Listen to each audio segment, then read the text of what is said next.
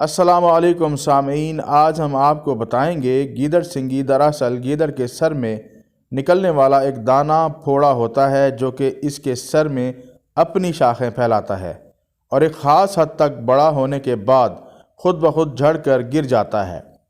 گرنے کے بعد بھی یہ جاندار رہتا ہے اور اسے جادو ٹونا کرنے والے اٹھا کر لے جاتے ہیں اور اپنا خاص مقصد کے لیے استعمال کرتے ہیں۔ اسے سندور میں ہی رکھا جاتا ہے ورنہ اس کی بڑھوتری ختم ہو جاتی ہے، یہاں تک کہ یہ مر جاتا ہے۔ کہنے والے کہتے ہیں کہ یہ نر اور مادہ حالتوں میں ہوتا ہے۔ جادوگروں کے پاس شوہر یا محبوب یا سسرال والوں کو قابو کرنے کے خواہش مند، خصوصاً محبت کا حصول چاہنے والے مرد و زن جب آتے ہیں تو انہیں ایک مخصوص رقم کے عوض یہ گیدڑ سنگی دی جاتی ہے۔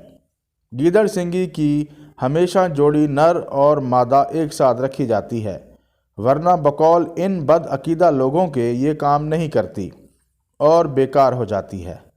اس کے علاوہ لوگ نعوذ باللہ اسے شوقیہ گھر میں خیر و برکت کے لیے، روزگار کے حصول کے لیے، دولت میں اضافے کے لیے خریدتے ہیں اور بہت عقیدت سے اپنے پاس رکھتے ہیں۔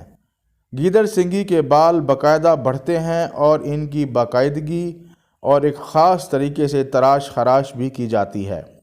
اب سوال یہ پیدا ہوتا ہے کہ جو لوگ گیدڑ سنگی جیسی عجیب الخلقت چیزوں کو لوگوں کو فروخت کرتے ہیں، وہ بھی اس دعوے سے کہ اسے رکھنے سے آپ کے معاشی مسائل دور ہوں گے اور آپ کے گھر روپے پیسے کی ریل پیل ہوگی، تو کیا ان لوگوں کی خود کی رہائش اور حلیے دیکھ کر بھی لوگوں کو عقل نہیں آتی؟